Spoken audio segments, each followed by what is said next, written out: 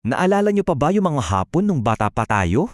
Yung tipong nakatambay ka lang sa sahig, nakatapat sa umiikot na electric fan, tapos si lola o lolo ay bigla na lang magbabato ng isang palaisipan.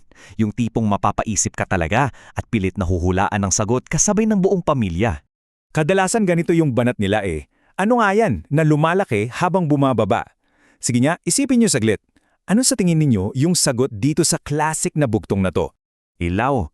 Di ba ang sarak sa pakiamdam ng aha moment na yan noong nakuha natin yung tamang sagot, nakakatuwa at nakakamiss? At sa pagsusuri natin ngayon, layunin nating ibalik at iparanas ang mismong saya na ito sa mga susunod na henerasyon. Okay, let's dive into this. Heto ang roadmap natin para buhayin ang tradisyong ito. Una, bakit nga ba mahalaga ang bugtong? Pangalawa, mga bugtong para sa bawat edad. Pangatlo, paano natin gagawing masaya ang pag-aaral? Pang-apat, mga simpleng gabay para sa ating mga namatatanda. At panghuli, kung paano natin maipapasa ang ating tradisyon. Simulan na natin! Number 1. Bakit niya ba mahalaga ang bugtong? Minsan, naiisip natin na simpleng pampalipas oras lang to, pero game changer pala siya para sa development ng bata. Hinahasa nito yung critical thinking kasi natututo silang maghanap ng patterns. Pinalalawak din nito ang vocabulary nila. Isipin nyo, kailan ba huling ginamit ng mga bata yung salitang haligi o kulambo, di ba? Plus, super laking tulong nito para sa family bonding. Napapanatili natin yung kultura natin at talagang nag-spark ito ng creativity. At fun fact, alam nyo ba kung saan galing yung mismong salitang bugtong? Galing pala ito sa root word na tong, na ang ibig sabihin ay tago o takip. Basically, ang bugtong ay isang malikhaing paglalaro sa katotohanan, nagtatago ka ng sagot sa loob ng isang tanong para diskubrihin ng iba. Moving on sa ating second section. Bugtong, bawat antas ng edad. Siyempre, magkakaiba ang level ng pangunawa ng mga bata. Kaya kailangan natin itong i-adjust. Dito pumapasok yung guide sa source material natin.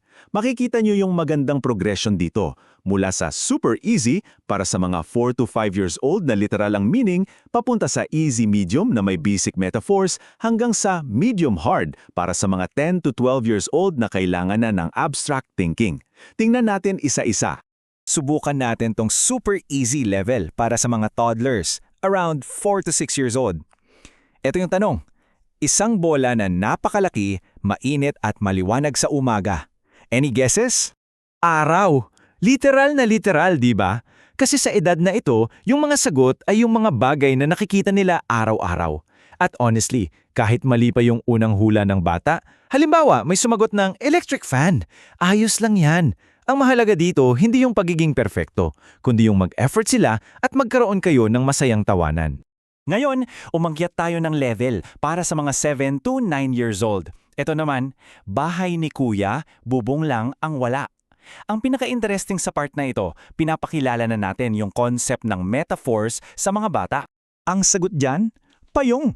Pansinin ninyo, hindi agad payong ang maiisip ng bata sa unang tingin.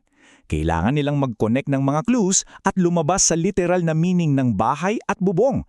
Dito talaga nahasa yung logic nila. Para naman sa mga preteens, mga 10 to 12 years old, nandito na tayo sa medium easy. Pakinggan ninyo. Isang butil ng palay, sakop ang buong bahay.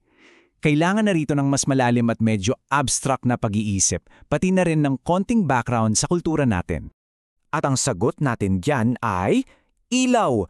Nakakatuwa kasi bumalik tayo sa mismong bugtong na ibinato ko sa inyo kanina sa simula ng ating pagsusuri. Nakita nyo ba kung paano nag-e-evolve at lumalalim yung imaginasyon habang tumataas ang edad?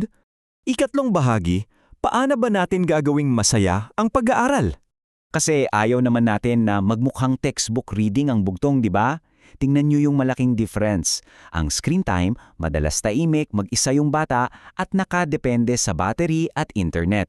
Pero ang bugtong time, walang battery na kailangan. Imahinasyon ang umaandar, may interaksyon kayo. At higit sa lahat, nagdadala ng sabay-sabay na tawanan sa dinner table. Isang napakasayang laro na inirerekomenda ay ang Draw May Bugtong. Super simple lang nito. Una, basahin ng malakas ang bugtong. Pangalawa, keep it a secret, huwag sabihin ang sagot. Pangatlo, ipaguhit sa bata kung ano sa tingin nila yung hula nila.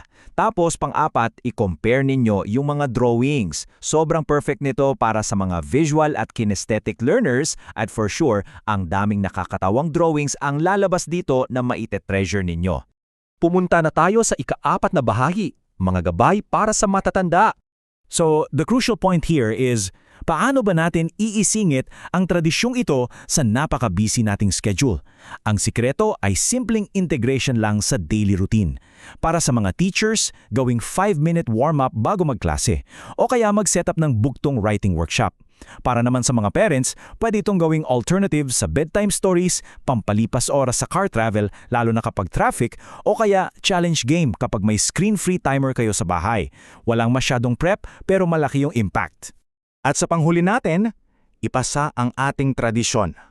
Lahat ng practical na tips na pinag-usapan natin ay bumabagsak sa isang goal, ang buhayin at ipasa ang ating kultura. Kagaya nga ng napakagandang quote mula sa source natin, hindi lang laro, ito ay pag-ibig, kultura at pag-asa na nakatago sa loob ng isang simpleng tanong. Sa tuwing naglalaro kayo nito, sinisiguro ninyong mabubuhay ang oral tradition na ito para sa susunod na henerasyon. Kaya bago tayo magtapos sa ating paghimay ngayon, iiwanan ko sa inyo itong tanong na ito. Ano ang paboritong bugtong ng anak mo? O kung hindi nyo pa ito nasusubukan, anong bugtong ang una mong itatanong sa kanila sa hapagkainan mamaya? Sana ay ma-inspire kayong simulan ang sarili ninyong bugtong adventure ngayong gabi. Maraming salamat sa pagsama sa ating pagsusuri. Hanggang sa muli.